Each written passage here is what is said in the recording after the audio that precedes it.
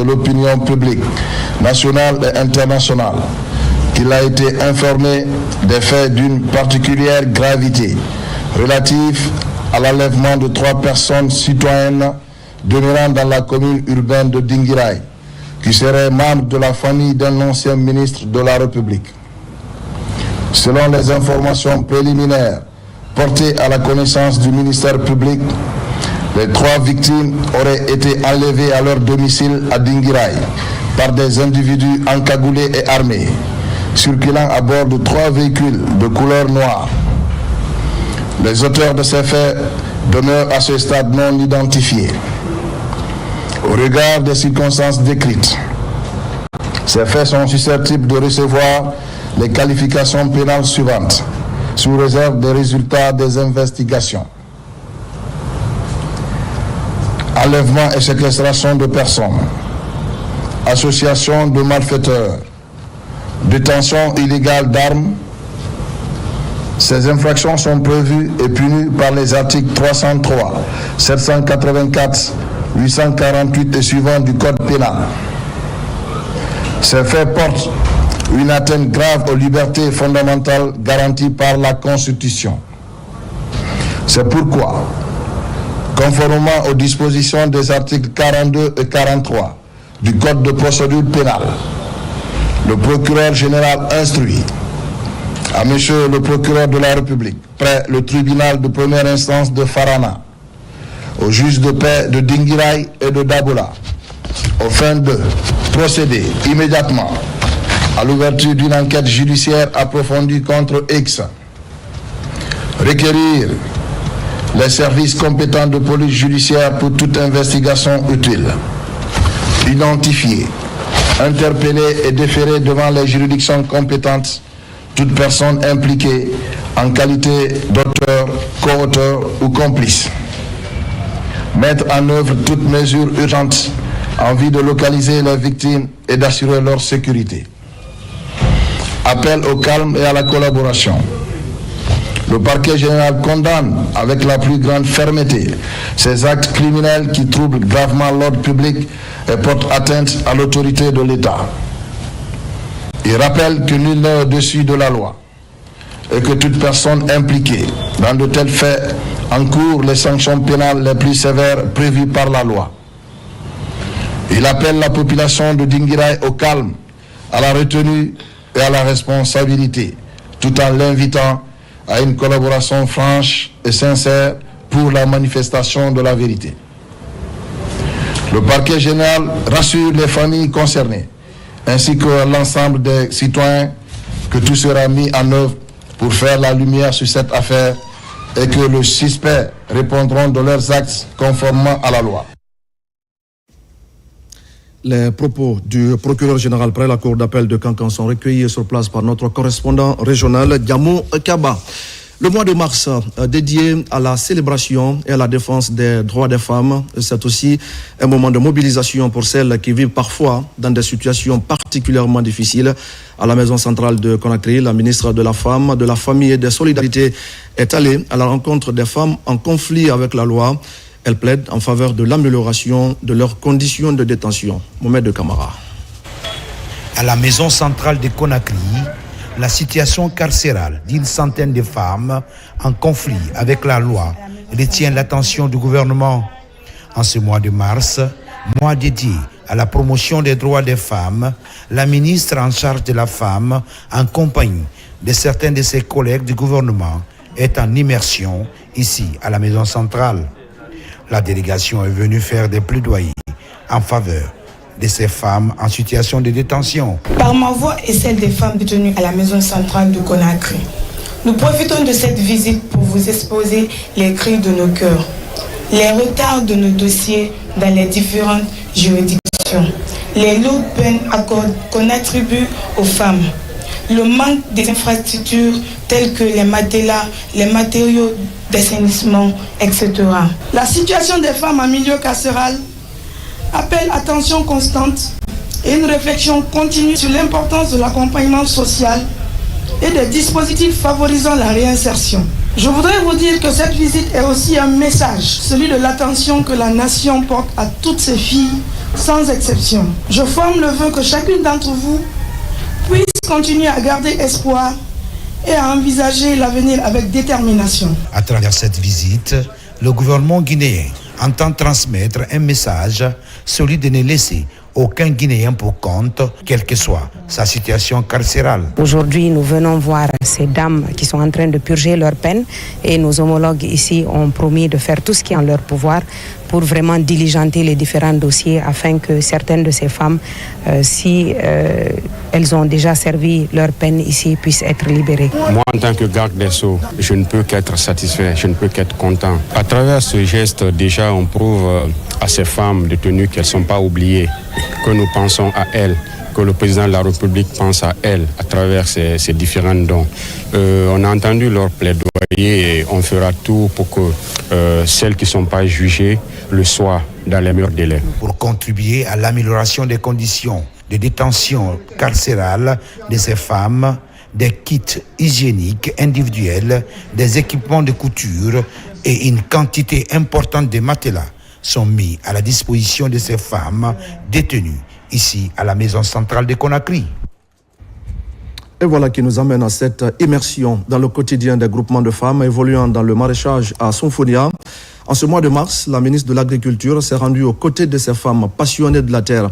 Un déplacement qui a permis à Aminata Kaba de s'enquérir des difficultés liées notamment au manque d'aménagement et au morcellement du domaine agricole de Sonfonia. Fodé Kamara. En bordure du lac de Sonfonia, véritable trésor écologique, ce domaine périurbain s'étend à perte de vue. Un poumon vert qui attire des centaines de femmes du Grand Conakry, de braves femmes qui tirent leur subsistance par le biais de la riziculture et surtout le maraîchage. Très animé de l'aube au crépuscule, ce jardin potager ravitaille les ménages de la capitale en produits maraîchers. C'est déjà un honneur pour nous que madame se déplace pour venir s'enquérir des réalités que vivent ces femmes maraîchères dans la commune de Sonfonia, parce que déjà elles ont un espace grand, mais en termes de rendement, c'est pas productif du tout. Donc le fait de venir, elle a pu au moins comprendre que ces femmes-là ont besoin non seulement d'accompagnement, mais surtout de formation. Sur ce site maraîcher de Sonfonia évolue une trentaine de groupements féminins, des centaines de femmes des communes de la capitale confrontées aux défis d'aménagement, d'accès à l'eau et aux semences certifiées et surtout la pression foncière. Aujourd'hui, ce domaine agricole est de plus en plus morcelé. D'abord, nous sommes accélérés par les gens de l'habitat, ceux qui construisent. Ils nous ont trop poussés. On avait quelque chose de 300 hectares et aujourd'hui, ça ne reste que 26 hectares. Mais dans tout ça, là, ils continuent encore, ils veulent prendre presque le reste avec nous. Mais heureusement, aujourd'hui, madame la ministre nouvelle nommée aussi est venue. Comme les autres ont fait au passé, elle continue la même chose pour nous aider. Après la visite des périmètres, la ministre de l'Agriculture a prêté une oreille attentive aux doléances de ces Amazones de la terre. En ce mois de mars, mois de la femme, Aminata Kaba a salué la résilience de cette couche dynamique qui mérite un accompagnement digne du nom. Il y a beaucoup de défis sur le terrain. Il y a les défis d'urbanisation qui sont de plus en plus croissants, auxquels nous devons faire face, mais également essayer de discuter avec ces femmes pour qu'elles puissent comprendre les nouvelles réalités du pays. Aujourd'hui, nous sommes, rien qu'à Conakry, d'après les dernières statistiques du RGPH4, c'est plus de 3 500 000 habitants à Conakry. Donc c'est une ville qui est en train d'être urbanisée de façon très croissante et très rapide. Donc il est important aussi, néanmoins, que nous puissions sauvegarder les cultures maraîchères et vivrières au niveau de la ville de Conakry. Et nous allons prendre des dispositions dans ce sens. Cette visite s'est soldée par une remise d'outillage agricole et une réponse immédiate aux besoins de mécanisation légère pour commencer déjà à changer le quotidien de ces agricultrices. Merci à Fodé Camara. Et pendant ce temps, à Conakry, le constat révèle aujourd'hui que ce ne sont plus seulement les routes et autres artères de la capitale qui subissent une occupation désordonnée. Les bordures de mer sont désormais prises d'assaut par certains individus. Et si rien n'est fait pour freiner cette expansion urbaine incontrôlée, le domaine public maritime et les précieux écosystèmes sont menacés de disparition. C'est le grand format de ce journal avec Mohamed Lamine Camara.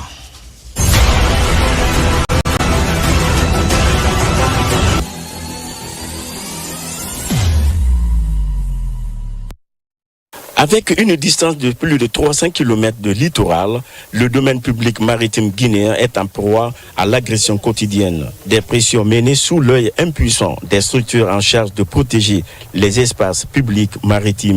Sans cesse, certaines nantis continuent irrésistiblement à repousser la mer. Des floraisons d'infrastructures d'envergure sur les aires maritimes sont devenues une monnaie courante à Conakry et environ. Le constat reste préoccupant. Les occupations se font souvent de façon illégale et anarchique au mépris des lois en vigueur. Voyez-vous la ville de Conakry. Conakry est une presqu'île. Pourquoi il y a la chaleur à Conakry? Parce que la brise marine n'entre pas. Tous les domaines publics maritimes là étant occupés, c'est les nantis qui sont au bord qui bénéficient de la brise marine. Le reste de la population n'en bénéficie pas. C'est déjà un facteur de santé, c'est un facteur d'hygiène qui se pose au niveau de notre pays. Si, de façon naturelle, le changement climatique a son sens dans l'élevation au niveau de la mer, mais avec les remblais, ça vient amplifier l'ampleur de cette élévation du niveau de la mer. Donc, il n'est pas conseillé de nos jours de faire le système de remblai. Plus tu fais le remblai, les riches qui font le travail, mais c'est les pauvres qui en pâtissent, parce que ceux qui payent les frais. Si des dispositions ne sont pas prises, des gabions ne sont pas faits, dans les zones voisines on fait le remblai, l'amplitude de la marée des vagues va s'accentuer. Investir dans la zone côtière, le domaine public maritime, c'est un investissement à regret. Tôt ou tard, vous serez rattrapé parce que la mer ne va pas cesser d'augmenter de volume. Ici, à Kaporo, par exemple, selon nos informations, cette oasis de mangrove couvrait à peu près tout ce bras de mer. À cause des actions humaines, la végétation est aujourd'hui mise en péril. Le constat reste le même pour tous les espaces maritimes où se trouve une forêt de mangrove. Avant, on était à 360 000 hectares dans les années 65. Avec une coupe abusive, nous avons environ une diminution de 4% par an en moyenne. Ce qui fait aujourd'hui, on a nos dernières études avec le programme national pour le développement, nous avons trouvé environ 200 000 hectares. Ça fait une perte de plus de 150 000 hectares en moyenne de 40 ans. Et cette mangrove-là encore qui arrête la vague. Quand la vague déferle, c'est la mangrove-là qui arrête les vagues. Plus on détruit cette mangrove-là encore, avec des milliers de terres agricoles qu'on a dans les zones de Kabak, de Kakosa, de Koba et de Quito, les terres basses, ces plaines-là risquent d'être inondées. Et il y a l'intrusion saline aussi. Là, ça dit que le ciel arrive à atteindre ces sols-là, la production baisse, mais aussi il y a l'inondation qui va venir aussi. La production et la productivité va baisser. Donc c'est quoi? C'est la famine, c'est les réfugiés climatiques qui risquent de se passer. À Lambagne, tout comme à Kobaya, la pratique prend de l'ampleur. Des opérations de remblayage ne font que faire disparaître des milliers de bas-fonds favorables à la culture du riz. À la place des arbres fruitiers et des champs de riz, ce sont désormais des villas somptueuses et des immeubles qui se rivalisent. Aujourd'hui, on ne retrouve ces lopins de terre cultivables que par endroits. Ici, selon les sources concordantes, toute cette partie, non loin de la plage de Lambagne, est déjà achetée par un particulier. Pour la conserver, elle est confiée à une famille qui, à son tour, continue de l'exploiter. Tout le long des côtes maritimes, des quartiers comme Bonfi, Dabondi, Bessia Port 1 et Port 2, le constat est alarmant. Ces espaces essentiels pour l'environnement continuent d'être menacés. Comme dans les quartiers visités, l'urbanisation grandissante a eu raison sur tous les domaines maritimes. Il y a une occupation anarchique dans ce quartier qui ne dit pas son nom. Et sous le regard affaibli des populations de Bessia Port 1, ce qui s'avère vrai, si vous constatez ou bien vous faites des investigations, vous vous rendez compte que les natifs d'ici sont juste derrière ces concessions qui sont devant vous comme ça, là. Cela veut dire que les 80 pieds étaient respectés à l'avance. Mais aujourd'hui, dès qu'il y a l'opportunité, il y a une négociation qui se fait. On vient, on bloque les routes, on pousse la mer, on détruit la faune. Il n'y a pas de passage sur les 20 kilomètres que vous allez voir de Dabondi jusqu'à Bokaras. Vous ne trouvez aucun passage. Tout est bloqué. Ils ne font qu'occuper anarchiquement l'emprise de la mer. Le domaine public maritime est un patrimoine commun national. Il ne peut être insusceptible d'appropriation privée. Pour ce faire, une dynamique de lutte contre l'occupation anarchique et le bradage des emprises publiques maritimes guinéennes par des tierces personnes devrait être engagée pour une meilleure gestion de ce bien. Cependant, ce bien public ne peut être utilisé que pour satisfaire des besoins d'intérêt général. Merci à Mohamed Lamine Camara pour le grand format de ce soir. Au-delà de la réalité que nous venons de voir, il faut dire néanmoins que le visage urbain de la capitale guinéenne est en pleine transformation. Des routes, des logements et des aménagements structurants se multiplient pour moderniser Conakry. Et c'est dans ce contexte justement que le ministre de l'Urbanisme, de l'Habitat et de l'Aménagement du territoire s'est rendu sur plusieurs sites stratégiques. Une mission au cœur des grands chantiers routiers et des projets immobiliers d'envergure. Maïmouna Bella Diallo, Isiaga Kamara. Le visage urbain de Conakry est en pleine mutation. Pour constater l'évolution de plusieurs chantiers structurants, le ministre de l'Urbanisme, de l'Habitat et de l'Aménagement du territoire effectue une visite de terrain sur plusieurs sites stratégiques de la capitale. Sur la pénétrante nord, tronçon T7-T12, les travaux avancent malgré des contraintes liées à la libération des emprises. Réalisé par l'entreprise Guiter SA, ce projet routier vise à fluidifier la circulation et à faciliter l'accès aux quartiers périphériques. Le constat est que l'entreprise est en train d'avancer petit à petit, mais nous voudrons vraiment que l'entreprise augmente le nombre de pas pour que nous allons plus vite parce qu'il y a les grandes pluies qui s'approchent. Donc nous souhaitons vraiment que les choses aillent plus vite encore. Et je pense qu'à travers l'appui de M. le ministre, compte tenu vraiment de certains facteurs qui sont là, qui bloquent un peu l'entreprise d'avancer, avec M. le ministre, je pense qu'on prendra des dispositions nécessaires pour pouvoir vraiment évacuer ces difficultés pour que l'entreprise puisse aller très rapidement. Cap sur Ansoumania Village, le promoteur de B2D Immobilier y développe une ville nouvelle de 167 hectares, villas, terrains et infrastructures modernes. Un projet conçu pour répondre aux besoins résidentiels et accompagner l'expansion de la capitale. Notre projet s'étend sur 167 hectares dans la zone de Sonfonia Samatra en Soumania, que nous avons appelée ville harmonia. Ça veut dire une nouvelle ville qui est en harmonie avec la nature et avec la personne. Donc au-delà du cadre de vendre du foncier et de l'immobilier, nous vendons aussi un cadre de vie. À Tayaki, dans la commune de Sonfonia, les promoteurs de Dream City présentent un ambitieux projet urbain de 741 hectares évalué à 28,87 milliards de dollars. Dans la même dynamique, la nouvelle ville de Conakry, portée par Margrand Diosio, prévoit des infrastructures estimées à 100 milliards de dollars. Le site que nous avons est un site de 750 hectares où nous avons décidé d'aménager, de remblayer, puis de faire des différentes réalisations afin de faciliter l'accessibilité un peu aux différentes habitations et aux logements pour tous les Guinéens. Avec cette nouvelle ville, nous allons avoir des logements sociaux, économiques, résidentiels, haut standing, un quartier d'affaires, l'aménagement de toute la plage sur laquelle nous sommes aujourd'hui et la construction des industries légères. Vous avez visité les industries légères.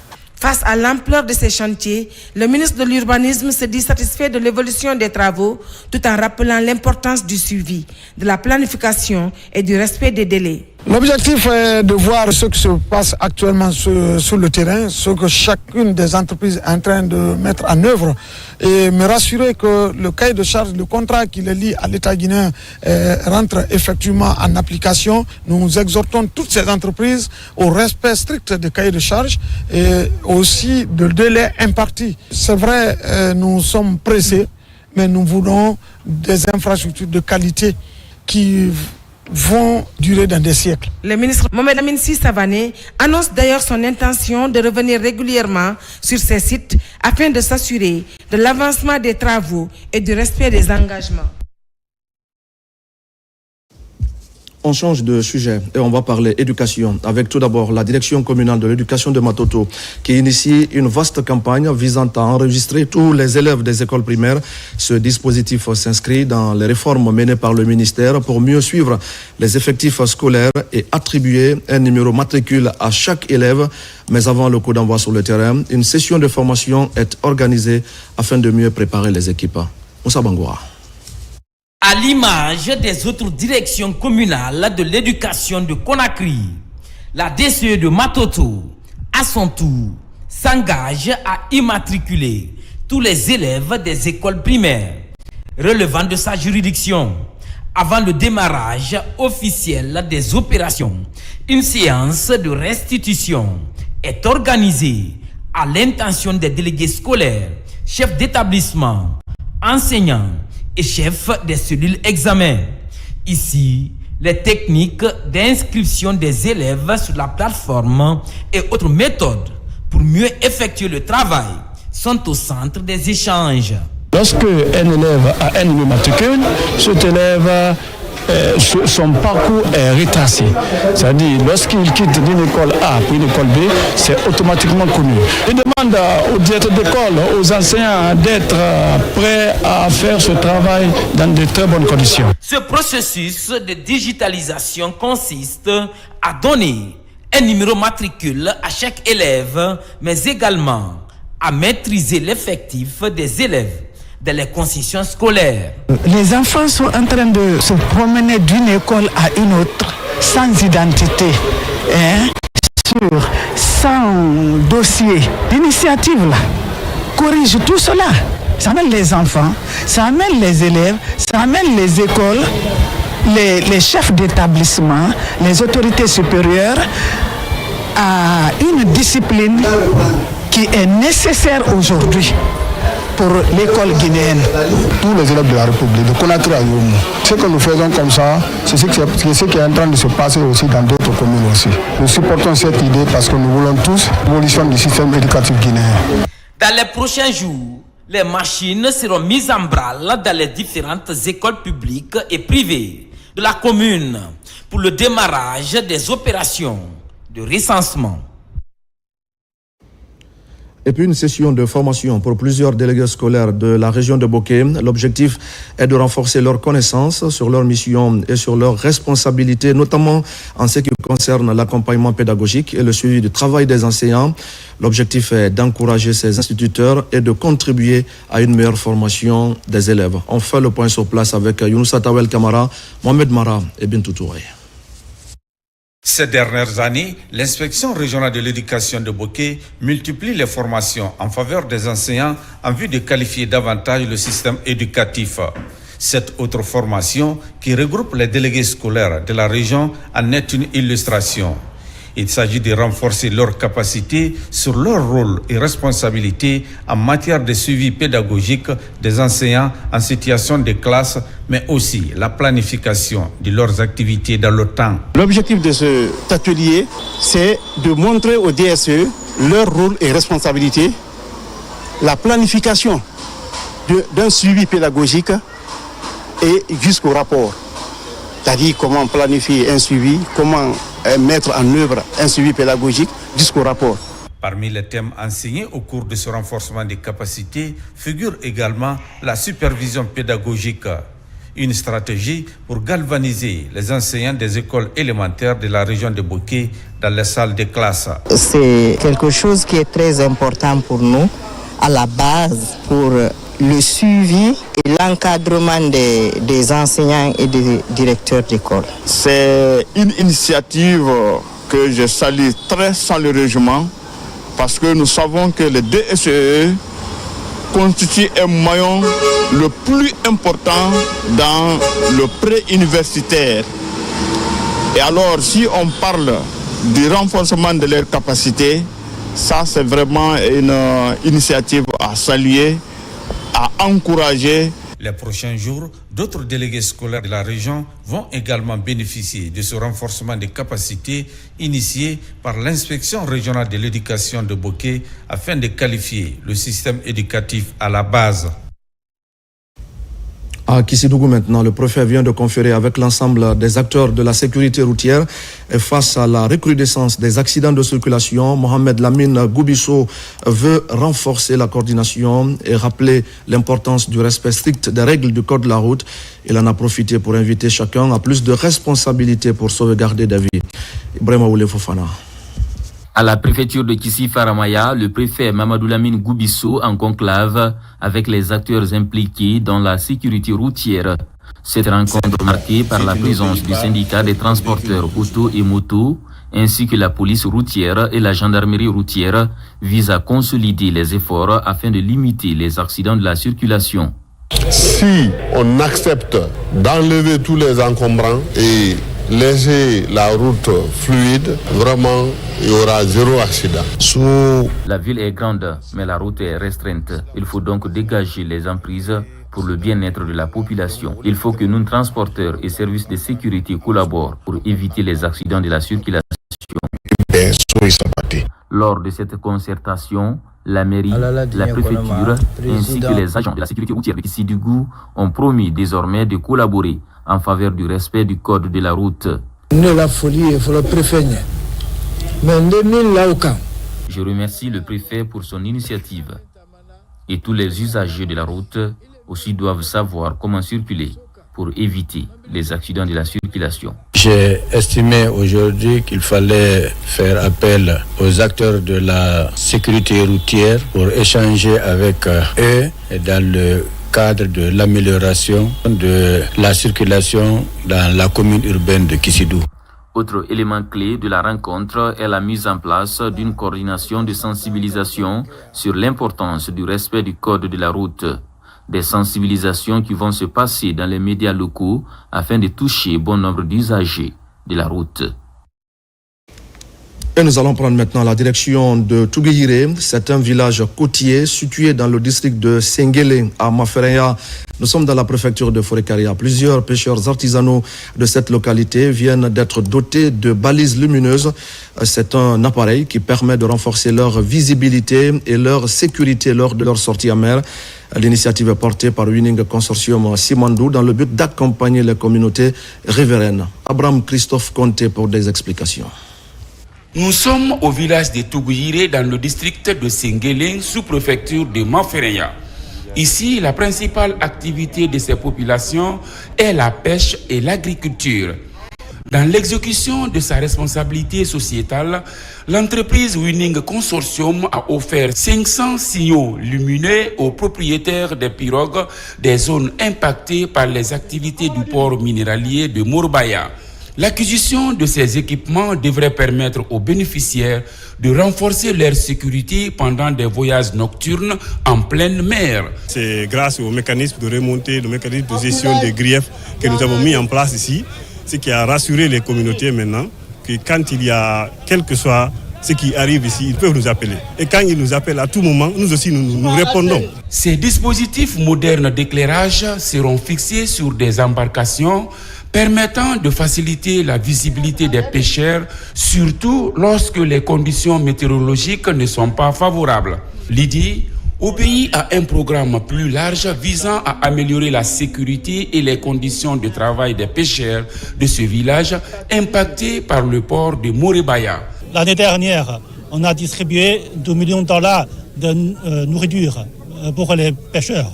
C'est ça soulage beaucoup avec les zones de température de pêche. Avec les pêcheurs, ils acceptent réellement d'utiliser ces panneaux conformément aux recommandations faites par les donateurs. Ça va nous permettre réellement non seulement de les sécuriser, et s'ils sont en sécurité, ils feront leurs activités au niveau de la mer dans les bonnes et meilleures conditions. Cette remise des signaux lumineux est un signal fort dans l'accompagnement des pêcheurs locaux, mais surtout ceux des zones impactées par une activité minière comme Touguire et Kakosa. Des initiatives comme celle-ci témoignent de l'engagement des autorités à ainsi protéger les travailleurs de cette corporation. Une question dans ce journal, comment renforcer les capacités d'intervention des services de secours sur le terrain? Le gouvernement guinéen vient de mettre de nouveaux engins roulants au service des sapeurs-pompiers de Kagbélé. C'est un appui qui devra permettre de répondre aux urgences et d'assurer la protection des citoyens. Voici le reportage à ce sujet de Marwan Kamara. Au grand rond-point de Kagbélé, l'octroi de ces engins roulants témoigne du soutien du gouvernement à la protection civile. Ces nouveaux véhicules sont destinés à améliorer l'efficacité d'intervention des agents du service d'incendie et des secours de Kagbélé. La remise officielle se déroule en présence des autorités administratives de Djibrika et de Koya, ainsi que les responsables de la protection civile. Face aux risques de plus en plus complexes, qu'il s'agisse d'incendies, d'accidents ou de catastrophes naturelles, l'État se doit de donner des moyens pour les préfectures de Koya, Djibrika et quelques communes du Grand Conakry. C'est pourquoi le président de la République, le chef de l'État, son Excellence M. Mamadi Doumbouya, soucieux des problèmes réels des populations, a mis à votre disposition des engins pour intervenir en temps réel. Après la remise symbolique des clés, les soldats du feu ont offert au public une démonstration pratique de premier secours. Simulation d'intervention, prise en charge d'une victime et techniques de réanimation ont été présentées. La protection civile guinéenne existait par le nom. C'est grâce à l'avènement du CNR que la protection civile a eu du jour. Nos remerciements vont à l'endroit de Monsieur le Président de la République pour l'acte de souveraineté qu'il a posé pour sa population. Avec ces nouveaux engins et cette campagne de sensibilisation, les autorités entendent désormais renforcer la sécurité des populations et améliorer la capacité de réponse face aux situations d'urgence. C'est le mois du Ramadan, mois de générosité et de partage. À Dabola, c'est un don d'une importante quantité de denrées alimentaires qui vient d'être fait aux fidèles musulmans de la préfecture. Cette aide est destinée aussi bien à la commune urbaine qu'aux 8 sous-préfectures de la localité. L'objectif est de permettre aux bénéficiaires de vivre ce mois de pénitence dans de meilleures conditions. Mamadou Patibale. En ce mois saint de Ramadan, mois de jeûne et de pénitence, Ibrahima Diané, opérateur économique, accompagne les fidèles musulmans de Dabola à accomplir leur jeûne. Ce matin, le représentant du président de la République en cette cérémonie a offert une importante quantité de denrées de première nécessité aux musulmans de cette localité. En tant que citoyen de Dabola, je me vois un devoir de vraiment contribuer à l'allègement de la vie de la population de Dabola. C'est pourquoi j'ai pensé à la population pour vraiment les offrir ces dons-là, pour qu'elles puissent passer ce mois saint vraiment dans la paix, dans la joie. Ce don est composé de 20 tonnes de riz, 10 tonnes de sucre et 100 bidons d'huile d'arachide produits par l'huilerie de Dabola. Il est destiné aux populations de la commune urbaine et aux 8 sous-préfectures que compte Dabola. Ce don ira aux bénéficiaires nécessiteux, surtout nécessiteux parce que vous n'êtes pas sans savoir que dans les sous-préfectures, il y a vraiment des gens qui en ont besoin en ce mois de Ramadan, qui n'ont pas même de quoi manger. On va y veiller pour que ce qui est donné parte là où ça doit aller. Pour le bien-être de la population de Dabola, c'est cette assurance que nous prenons devant vous ici et devant la population de Dabola.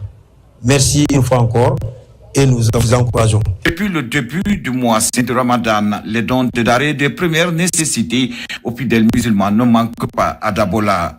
Dans le visage de nombreux bénéficiaires, une lueur d'espoir se dessine à travers cette reconnaissance à l'endroit de cet opérateur économique guinéen. Au même moment, la Fondation Tidjane Koïta pour l'aide et le développement multiplie les initiatives pour renforcer l'unité nationale. Depuis plusieurs jours maintenant, des imams s'organisent pour des prières et des ruptures collectives au domicile du fondateur et à la grande mosquée de Kipé. Le Coran est lu plusieurs fois pour la Guinée et pour le chef de l'État, le président Mamadi Doumbouya. Moussa Koumara. C'est devenu presque un rendez-vous annuel. Autour du livre saint, ces imams venus de la région de la Haute-Guinée implorent la grâce divine pour consolider l'unité nationale. Les versets résonnent, certains murmurent les sourates, et d'autres méditent des enseignements. Un moment qui rassemble et renforce la foi. L'imam, son rôle, c'est de prôner la parole de Dieu et créer l'amour de son prochain. On dit à son prochain, aimer ton prochain comme ce que tu aimes, aimer pour ton prochain, ce que tu aimes pour toi-même. Ça fait partie de l'un de ses rôles qu'il continue à jouer, c'est de faire des prières, faire la sensibilisation dans les mosquées, afin que la population puisse comprendre réellement qu'est-ce que c'est la stabilité du pays. Tout au long de ce rendez-vous spirituel, ces imams ont guidé les fidèles musulmans dans des invocations et des prières collectives. L'initiative de la Fondation Tidiane Koïta intervient à un moment où la Guinée a besoin de stabilité et de paix. Faisons des actions humanitaires, des actions sociales. Quoi de plus noble qu'en ce mois béni de se retrouver en famille, faire une rupture collective. Cette journée de prière collective est couplée à une rupture de jeûne, des repas gratuits pour fédérer les communautés qui vivent ensemble, créer l'harmonie, l'entente et la paix sociale. Même exercice acquis précisément dans cette mosquée Gassamaya. On est très très content et on remercie le donateur, M. Tidiane Koïta, et tout qui peut lui remercier. On a mangé, il y a même des restes du manger. Ce moment symbolique renforce la cohésion sociale et les liens entre les communautés. Je le disais également au sommaire, c'est le rallye Budapest-Bamako. L'on vient d'enregistrer l'arrivée des touristes. Ils sont entrés sur le territoire guinéen à partir de Sambaïlo, dans la préfecture de Koundara. Ils ont fait escale à Labé avant de rejoindre le site touristique de Kilissi à Kindia, le périple de la caravane avec Ousmane Ba. C'est le deuxième passage en 2026 du rallye Budapest-Bamako. Nous sommes à Oundoufourdou, la frontière guinéo-sénégalaise de Koundara. Au fil du temps, le rallye foule le sol guinéen. 497 touristes avec 24 véhicules. Les autorités ont pris toutes les dispositions pour faciliter l'accès à la caravane composée de plusieurs nationalités. Vraiment, on voit les autorités, comment ils ont fait. Comme le premier groupe, on était vraiment bien accueillis, le tout c'était facile et rapide. Et aujourd'hui, on voit la même chose comme la première. Le rallye Budapest-Bamako est l'un des plus grands rallyes humanitaires et touristiques au monde, reliant l'Europe à l'Afrique à travers plusieurs pays. Ce rallye revêt une importance particulière pour notre pays à plusieurs niveaux. Sur le plan touristique, il constitue une vitrine exceptionnelle pour la promotion de la destination Guinée. Sur le plan économique, le passage de ce rallye génère des retombées locales. Après Koundara, le rallye fonce tout droit sur la ville de Karamoko Alpha Moulabé, une halte pour bivouaquer. Entrer à la frontière, c'est très facile, c'est magnifique. Votre pays, nature guinéenne, c'est très joli, très joli. Les chutes, les forêts, les montagnes, c'est très magnifique. Le lendemain, cap sur le site touristique de Kilissi. Sur place, les arrivées sont enregistrées au fur et à mesure. Les uns s'offrent le plaisir d'admirer la nature pendant que d'autres dégustent la gastronomie locale. C'est une réussite totale. Et la bonne annonce, c'est que le rallye Budapest-Bamako sera désormais le rallye Budapest-Conakry à partir de 2029, d'après les organisateurs. Donc en 2029, attendons-nous à recevoir la fin de la course à la République de Guinée. Donc c'est la très bonne nouvelle pour nous. Après 24 heures de transit à Kilissi, le rallye poursuit son raid pour la Sierra Leone, la destination finale. Et voilà, mesdames et messieurs, c'est la fin de ce journal. Merci à tous de l'avoir suivi. Je vous retrouve dans quelques jours pour d'autres actualités de la Guinée, notre paradis, terre de richesse et d'innovation. Bonsoir à tous.